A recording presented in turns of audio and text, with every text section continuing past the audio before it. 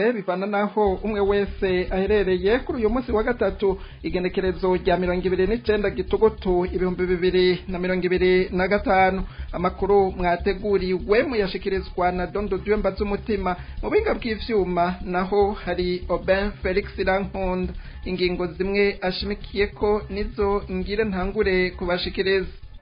Mu gihe hiriwe haraba amatora mu gihugu ca Tanzania abanyagihugu nabo bahavuye bahaguruka bagira imyiyerekano yo kwiyamiriza kuko akumira abatavuga rumwe n'umugambwe uri ku butegetsi CCM.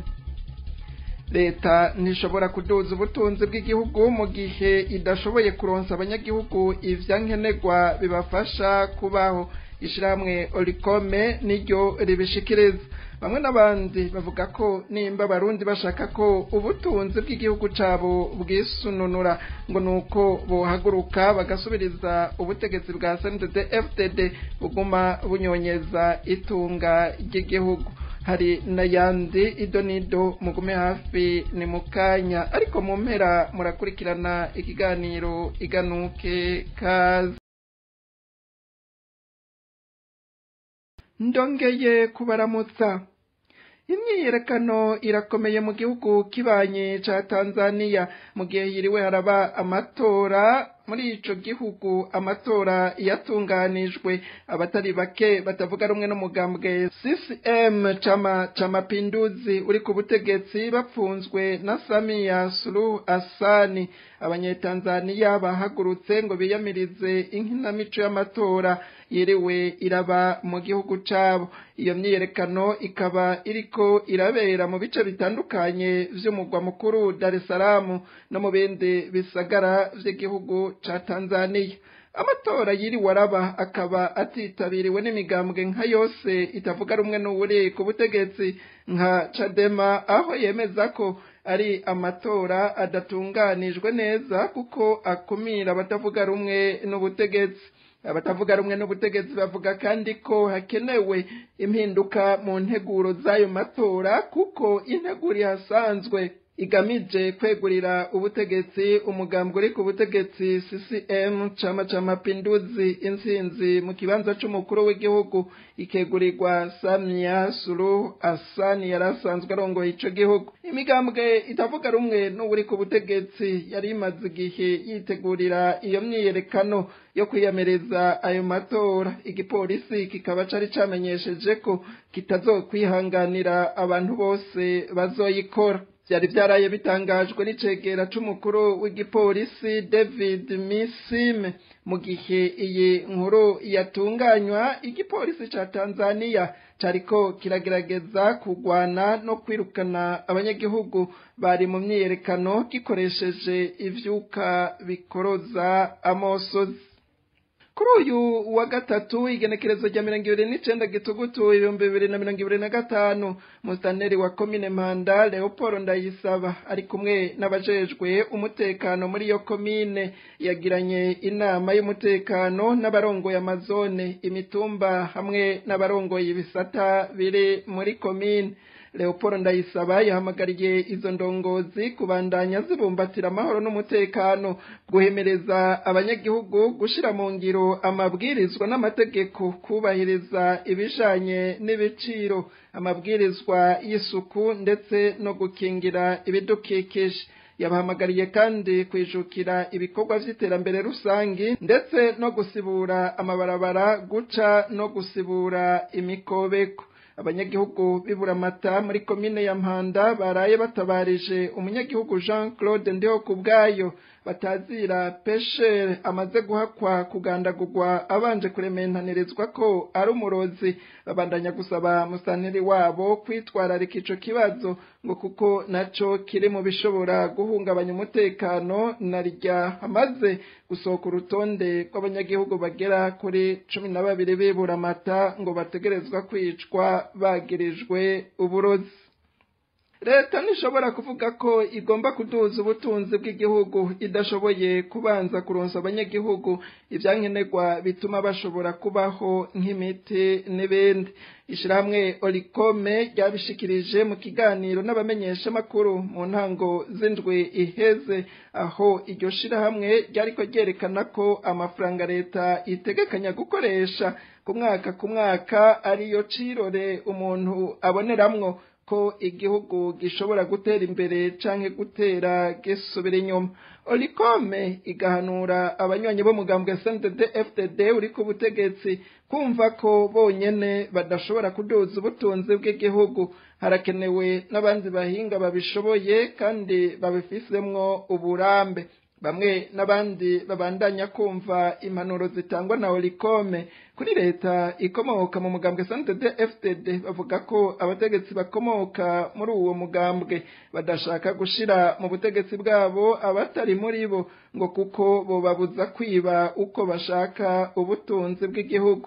Kunyonyeza ubutunzi bw'igihugu bamenyereye navyo ngo bisubiza cane inyuma ubutunzi bw'igihugu. Abarundi bashaka ko ubutunzi bw'igihugu cabo buduga, ngo nibahaguruke bafate ibintu mu minwe basubirize ubutegetsi bukomoka muri CNDD-FDD.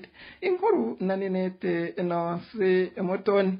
Abanyagihugu bafise ingorane yo kubura imiti uko biyunguruza no kunguruza ibintu vyabo, ifumbire, imbuto n'ibindi byose bikabura, kandi leta ibishiramwo amafaranga. Hakiri izo ngorane zose, leta nishobora kuduza ubutunzi bw'igihugu ngo bikunde, igomba kubanza kuronsa abanyagihugu ivyo bituma babaho, igaheba ivyo yirigwa irakora bitagira akamaro. Kurikira Gabriel Rufyiri arongoye Orikome.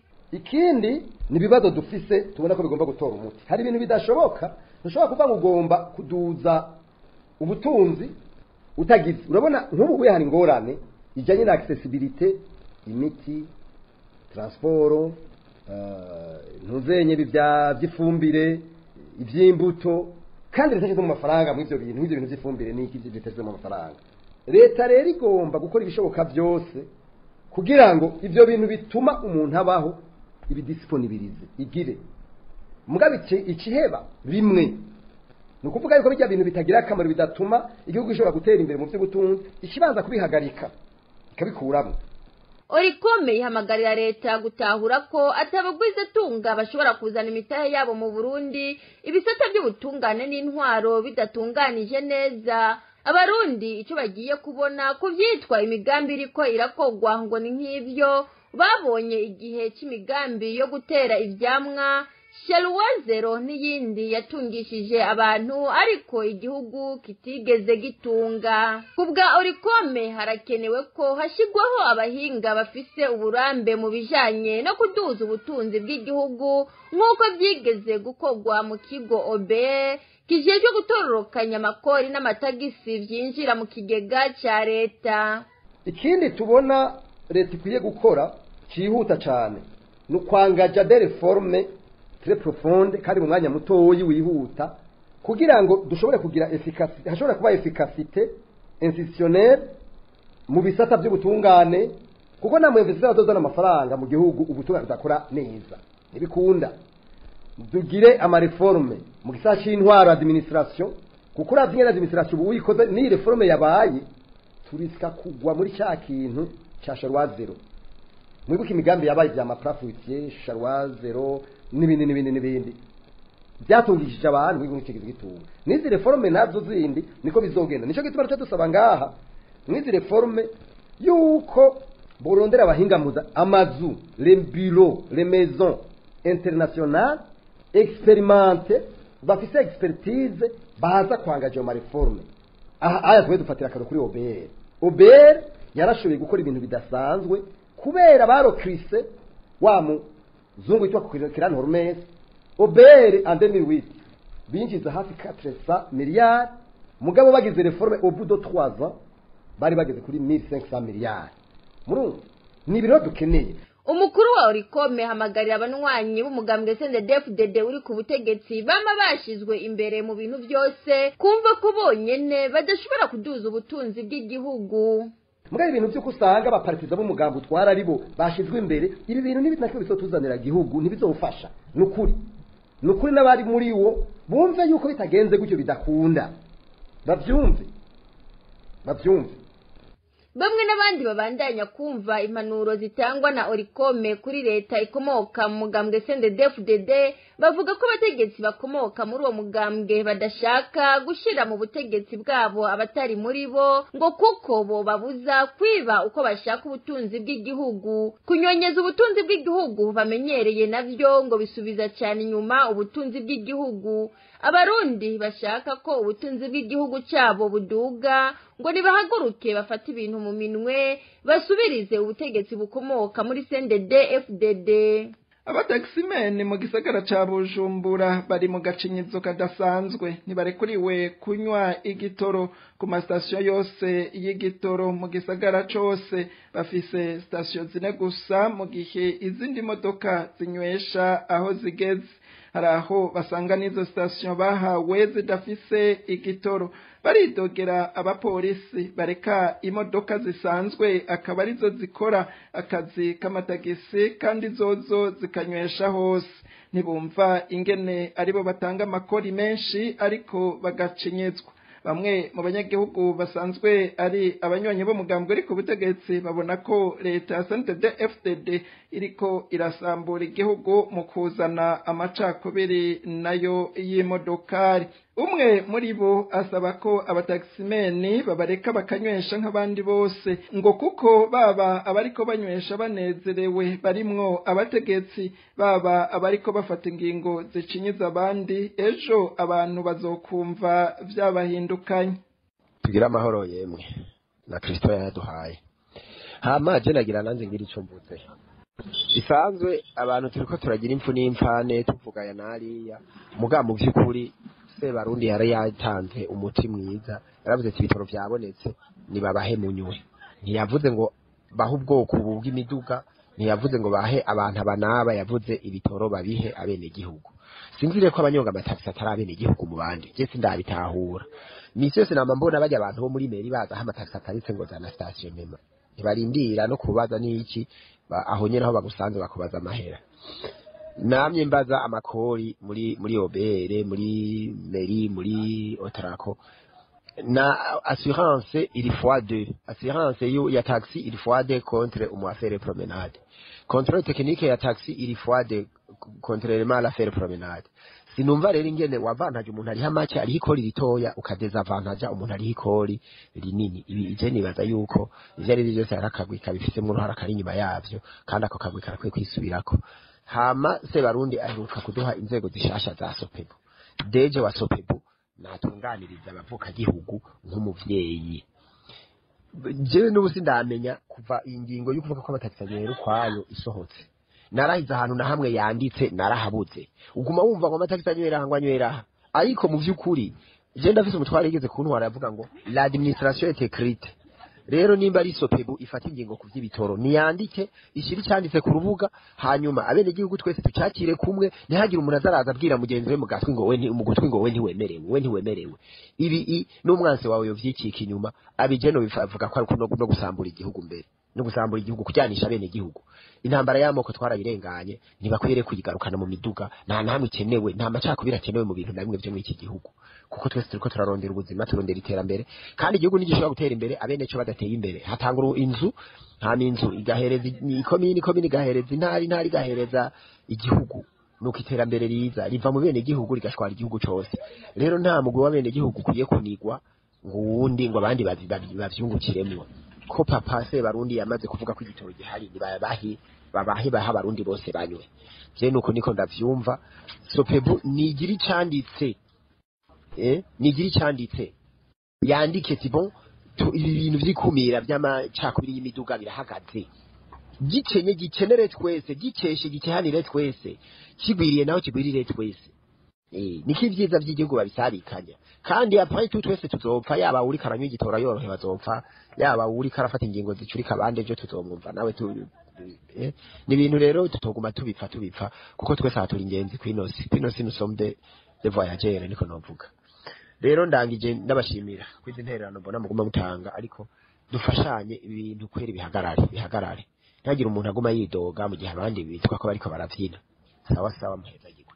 Abandi banyagihugu nabo basaba abarundi bose n'abasantede FDD barimwo kubona ko bariwe n'akagwi k'abategetsi bave hasi bakikureko mu buhinga bw'ivyuma babanze batumirira amate inyuma y'akanya gato duce tubandanya n'igice ca kabiri c'ivyo mwateguriwe.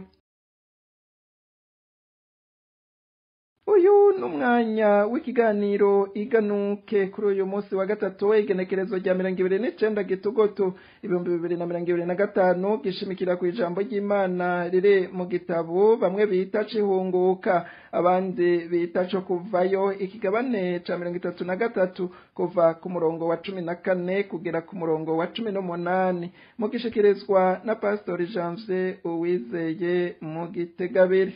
Bakunzi ba radio Haguruka aho muri hose turazi ko muri benshi muriko murakurikira ibiganiro n'amakuru aca kuri radio yanyu Haguruka tukaba tuzi ko muri na benshi muriko murakurikiranira hafi kino kiganiro ganuke kiganiro cy'ijambo ry'Imana aho twumviriza iganuke Imana ifitiye igihugu cacu cy'u Burundi n'abarundi muri rusangi ndetse n'abakunzi b'abarundi n'abakunzi b'igihugu cacu cy'u Burundi aho muri hose niganira iganuke Imana ituzanira niganike Imana ituzanira ibicishije mu ijambo ryayo. Imana yacu yagwe icubahiro kuko burya ivyanditswe byose byahumetswe n'Imana kandi bitugirira ikimazi. Imana yacu yagwe icubahiro rero Imana ivugana natwe ibiciye mu ijambo ryayo. Imana yacu yagwe icubahiro uno munsi rero ikabituzaniye iganuke tuza gusoma mu gitabo cyo kuvayo igice ca 33 turaza guhera ku murongo wa 14 tugeze ku murongo wa 18. Imana yacu yagwe icubahiro kuvayo igice ca 33 duhere ku murongo wa 14 tugeze ku murongo wa 18. Reka dusome mu izina rya Yesu Kristo. Ijambo ry'umutwe ravuga ngo Mose yerekwa ubwiza bw'Uhoraho. Murongo wa 14 aramwishura ati ubwanje nzokwijanira namwe mbashikane amahoro. Mose aramwishura ati ubwawe nutajana natwe ntudukure ino. None niki cyomenyekanisha yuko nagiriwe ubuntu imbere yawe twe n'iryo hanga? Mbega suko wojana natwe bigatuma twe n'ihanga ryawe dutandukanywa n'amahanga yose ashagaje ku isi? Uhoraho yishura Mose ati nico uvuze naco ndagikora kuko nakugiriye ubuntu nakumenya izina. Mose aramwishura ati ndakwinginze nyereka ubwiza bwawe. Imana yacu yagwe icubahiro. Imana yacu isigwe hejuru. Iki ni gihe Abanyisiraheli bari mu nzira bariko bava muri Egiputa bagenda i Kanani bari mu rugendo. Imana yacu yagwe icubahiro. Hagera igihe rero Imana ibona bagenda mu ntege nke. Hagera igihe ifata umwanzuro yuko itokomeza kujana nabo yoreka bikabaha mu marayika ngo bajane. Ariko Mose arabwira Imana toya wewe nyene nuzubane natwe nuzujane natwe. Imana yacu yahabwe icubahiro. Imana yacu ishigwe hejuru. Imana Mose rero agenda imbere y'Imana arayibigira ati wewe nyene n'abari wowe ujane natwe. Imana yacu yahabwe icubahiro. Arayibigira ati ko nagiriwe ubuntu nkabwira ubuntu imbere yawe ngo ntukinyereke imigendere yawe. Imana yacu yagwe icubahiro. Ngera kuri na murongo wa 14 ngo Mose atarishurira Imana arabwira Imana ati Imana niyo yishuye Mose ku murongo wa 14 ati kubwanje nzokwijanira namwe mbashikana amahoro. Imana yacu yagwe icubahiro. Rero Imana iceyemera kujana nabo. Mose agenda imbere y'Imana arayibwira ati wewe nyene ni ugomba kujana natwe ntabwo ari uwundi muntu. Imana iraza kwirekera iramwemerera ati jewe ubwanje nije nzijanira namwe kandi ndabashikana amahoro. Imana yacu yagwe icubahiro. Uno munsi rero Imana ntiriko ivugana n'Abanyisiraheli kuko ibyabaye ku Banyisiraheli byatubereye akarorero. Uno munsi Imana iriko iravugana natwe mu rugendo abarundi barimwo bwo kuraba ko Uburundi bwo kwiyubaka bwova mu njyane z'amacakubiri bwova mu njyane za politike. Imana itabare cyane. Imana niyo ikwiye kubana natwe. Imana yacu yahabwe icubahiro. Ibihe byabaye birebire ingane mu gihugu cacu zabaye nyinshi kuva mu myaka ya kera. Hari ibyo dusoma mu bitabo hari n'ibyo twumva abakurambere batubwira, arabatubwira bakakubwira ukuri, ari n'abakubwira umwe wese bivanye n'aho agomba kukugeza canke intumbero afise. Ariko icyo tuzi nuko kuva Burundi bwikukira hagiye haba injyane zishingiye kuri politike, zigashinga ku macakubiri y'uturere y'intara canke y'amoko. Imana itabare cane. Hanyuma igihugu kigera igihe gitangura urugendo, bamwe bakibwira ko bagiye kwiruhutsa, cyane cyane igihe haba ibiganiro by'amasezerano y'Arusha, abarundi bakavugana ingene bagiye kubana mu mahoro. Benshi bari bazi ko atabazosubira guhunga, atabazosubira kuzira uko bavutse, atabazosubira gutotezwa bazira ivyiyumviro vyabo. Imana itabare cane. Ariko urugendo dusanga ntigwaheze. Rero hageze aho duhamagara Imana. Mose rero abwira Imana ati muri rugendo rwo kuva muri Egiputa tugenda i Kanani, urakwiye kubana natwe. Imana yacu ihabwa icubahiro. Mose nk'umuntu yari ahagaze imbere y'iryo hanga abwira Imana ati urakwiye kubana natwe. Imana yacu ihabwa icubahiro. Ku murongo wa 15 aratubwira ngo Mose aramwishyura ati ubwawe rutajana natwe ntudukure ino. Imana yacu ihabwa icubahiro. Ijambo ry'Imana ryo tubwira neza ngo umuteramyi abaye maso ari wenyine yobera amaso ubusa. Imana itabare cyane. Rero icyo wokora cyose Imana itagushigikiye woruhira ubusa. Iyo woraba umuteramyi, niyo worara izamu, ariko Imana itari kumwe nawe wobera amaso ubusa. Imana itabare cyane. Harageze aho duhamagara Imana rero ngo ibane natwe muri no rugendo. Imana itabare cyane. Wo kugira aho tuvuye naho tugiye. Imana itabare cyane. Harageze ko bamwe bose aho bari muhamagara Imana, nk'uko Mose yahamagaye Imana, nk'uko Mose nk'umuntu arahagaze imbere y'abandi yahamagaye Imana. Yemwe bantu mutandukanye ko batwumviriza, umwe wese ahari, harageze ko duhamagara Imana. Imana yacu ihabwa icubahiro.